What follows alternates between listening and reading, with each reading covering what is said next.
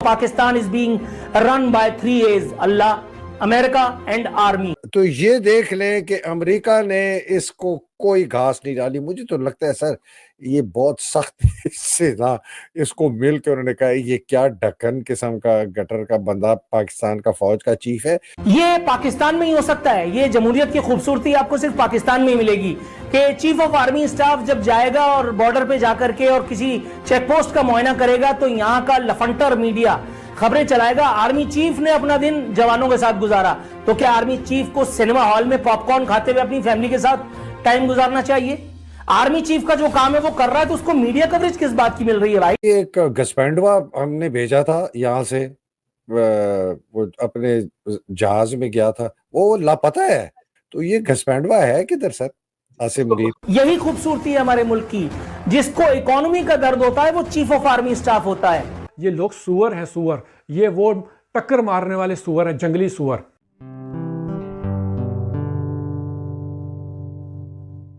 नमस्ते दोस्तों, जय हिंद। निक न्यूज़ बर्नर की रिएक्शन वीडियो में आप सभी का स्वागत है। दोस्तों, आप सभी को पता होगा किस मुल्क में अपने आप को एटमी मुल्क कहा जाता है। पूरी दुनिया में एक ही नंबर 1 एटमी मुल्क है, पाकिस्तान, जिसे उस मुल्क के आर्मी चीफ चलाते हैं। उसी मुल्क के आर्मी चीफ को इतनी इज्जत दी जा रही है और गालियों के साथ स्वागत किया जा रहा है। इंट्रो में आपने देख ही लिया होगा, क्योंकि जब से भारत पाकिस्तान का विभाजन हुआ है तब से पाकिस्तान को वहाँ की आर्मी चला रही है। पाकिस्तान में किसी भी तरह से कोई भी नियम लागू होता है तो उसको ज़बरदस्ती मनवाया जाता है। पाकिस्तान की आर्मी वहाँ के लोगों से ज़बरदस्ती कानून तो मनवा सकती है, लेकिन पाकिस्तान के लोगों के मन में अपने लिए इज्जत नहीं ला सकती। पाकिस्तान के लोग डरते हैं, इसलिए वहाँ के कानून मान लेते हैं, लेकिन आवाम के मन में उनके लिए कोई इज्जत नहीं है। आपने शुरू की वीडियो में देख ही लिया होगा पाकिस्तान का क्या हाल है, आप सभी जानते हैं दोस्तों। उनका उद्योग व्यापार सब ठप पड़ा है। जो भी आज के समय पाकिस्तान की हालत है उसकी जिम्मेदार वहाँ की आर्मी है, क्योंकि पाकिस्तान को आर्मी ही चलाती है, हर डिसीजन आर्मी लेती है। तो चलते हैं आगे की वीडियो की तरफ। धन्यवाद।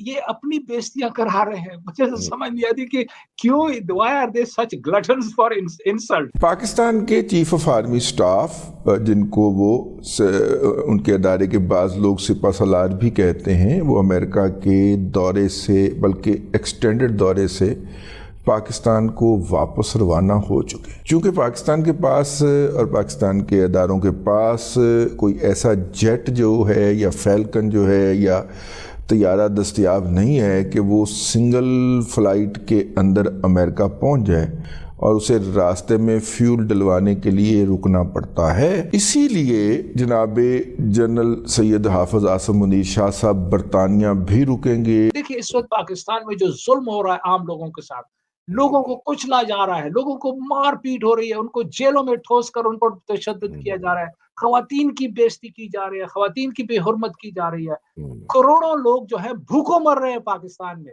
ये है इस निजाम का गलीज आउटकम। ये निजाम जो है हमें कोई जस्टिस नहीं दे सकता, ये पाकिस्तान को तरक्की नहीं दे सकता। ये निजाम जो है अवाम की फलाह व बहबूद के लिए नहीं है, बल्कि एक मखसूस टोले के लिए है। चाहे वो आर्मी ऑफिसर्स हों, चाहे वो जजेस हों, चाहे वो ब्यूरोक्रेट्स हों, चाहे पुलिस हो, चाहे वो पॉलिटिशियंस हों, वडेरे हों, सरदार हों, चौधरी हों, वगैरह वगैरह। हमें यूँ करना होगा कि हमारा जो एजुकेशनल सिस्टम है इसको बदलना होगा।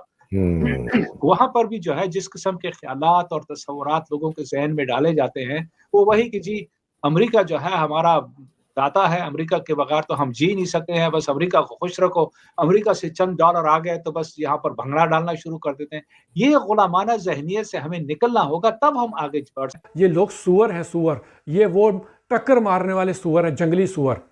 ये बुल हैं, आपको मार डालेंगे ये टकरे मार मार के। ये गैंडे की इससे भी ज़्यादा ताकतवर कर दिया है आपने इनको, पाल पाल के नारे मार मार के। ये पाकिस्तान के आर्मी चीफ के, कभी आपने देखा है कि किसी कर्नल को, किसी ब्रिगेडियर को, किसी जनरल को तमगाए, वो क्या कहते हैं, मिला हो, तमगाए हैदर जो है, निशाने हैदर मिला हो? वो सारे के सारे सिपाही शहीद हुए, मेजर या कैप्टन।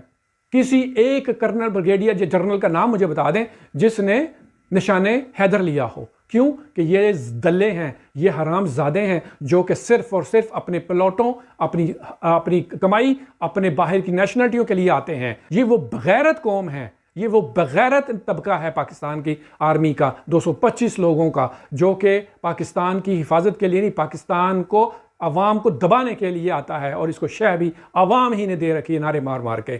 अच्छा, यहाँ पे आप देखते होंगे कि बहुत सारे लोग जो हैं वो इमरान अहमद खान नियाज़ी साहब के ऊपर इल्ज़ाम लगाते हैं कि उन्होंने कश्मीर के ऊपर सरेंडर किया।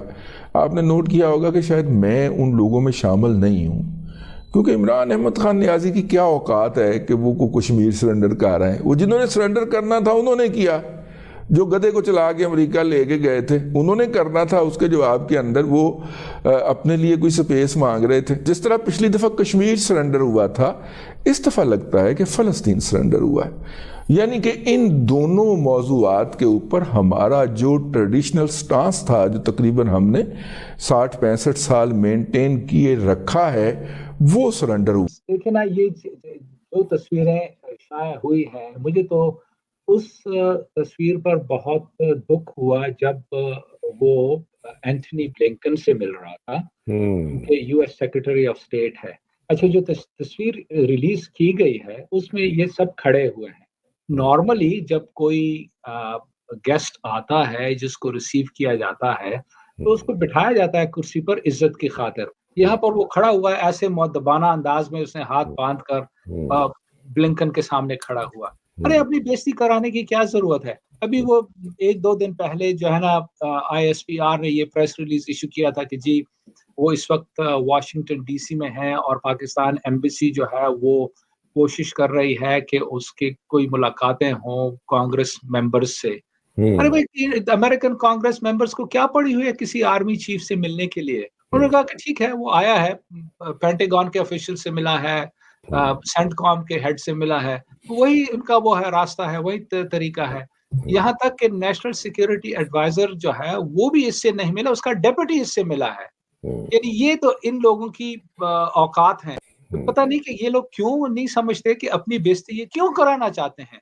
तो ठीक है, अब छोड़ो, जाओ अपने मुल्क जाओ। यहाँ क्या कर रहे हो बैठकर?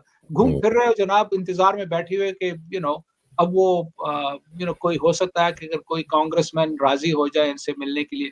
अरे भाई, किस खुशी में? तुमने कांग्रेसमैन को क्या कहना है?